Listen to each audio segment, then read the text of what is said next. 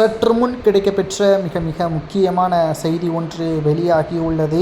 துணை ஜனாதிபதியாக வைகோ அவர்கள் நியமனம் செய்ய வேண்டும் என்று காங்கிரஸிடமும் திமுகவிடமும் மதிமுகவின் நிர்வாகிகளும் தொண்டர்களும் ஏன் வைகோ உட்பட பலரும் திமுகவின் கூட்டணியிடம் தெரிவித்தனர்.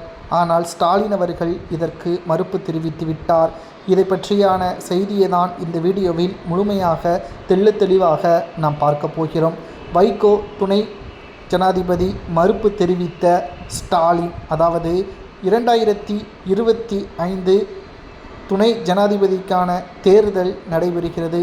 பாஜக சார்பாக ஆளுநராக பணியாற்றிய ராதாகிருஷ்ணன் அவர்கள் நியமனம் செய்ய வேண்டும் என்று வேட்பாளர் தேர்வு செய்யப்பட்டுள்ளார்.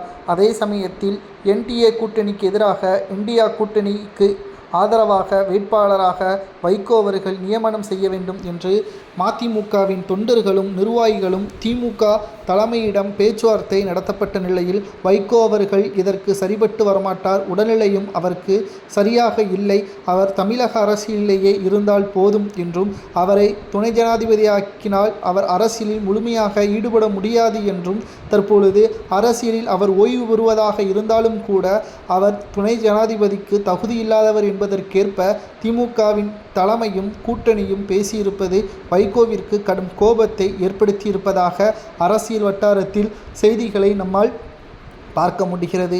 துணை ஜனாதிபதிக்கு வைகோ அவர்கள் வேட்பாளராக அறிவிக்க வேண்டும். ஓட்டுக்களில் தோல்வியடைந்தாலும் கூட பரவாயில்லை, ஆனால் வைகோ அவர்களது பெயர் இடம்பெறக்கூடாது என்று திமுகவின் கூட்டணியும் திமுகவும் நினைப்பது தவறு என்று வைகோவிற்கு ஆதரவாக பலரும் கூறி வருகிறார்கள். 2025 துணை ஜனாதிபதி தேர்தலில் வைகோ அவர்கள் வேட்பாளராக பொறுப்பேற்க வேண்டும் என்று வைகோவும் அவரது ஆதரவாளர்களும் கூறுவது சரியா? இதற்கு எதிர்ப்பு தெரிவித்து திமுகவும் திமுகவின் கூட்டணியும் மறுப்பு தெரிவிப்பது சரியா என்பதை உங்களது கருத்துக்களை கமெண்ட் வாயிலாக கூறுங்கள். திமுக பற்றியான கடுமையான விமர்சனத்தை திமுக கூட்டணியில் இல்லாத பொழுது வைகோ அவர்கள் அதிக அளவில் மேடை பேச்சின் பொழுது பேசியிருப்பார். அதே சமயத்தில் காங்கிரஸிடமும் பேசியிருப்பார். தற்பொழுது இந்தியா கூட்டணிக்கு ஆதரவாக வைகோ அவர்கள் இருக்கக்கூடிய காரணத்தினால் அவரை துணை ஜனாதிபதியாக்கினால் நிச்சயம் அது தமிழகத்திற்கு பெருமைதான். ஆனால் ஒரு தமிழனாக இருக்கக்கூடிய வைகோ அவர்கள் துணை ஜனாதிபதியாக்கினால் அது திமுகவிற்கு பாதிப்பாக மாறும் என்ற காரணத்தினால் திமுக இதற்கு உடன்படவில்லை என்று மதிமுகவின் நிர்வாகிகளும் தொண்டர்களும் கூறுவதாகவும் செய்திகள் நமக்கு கிடைக்கப்பெற்றுள்ளது.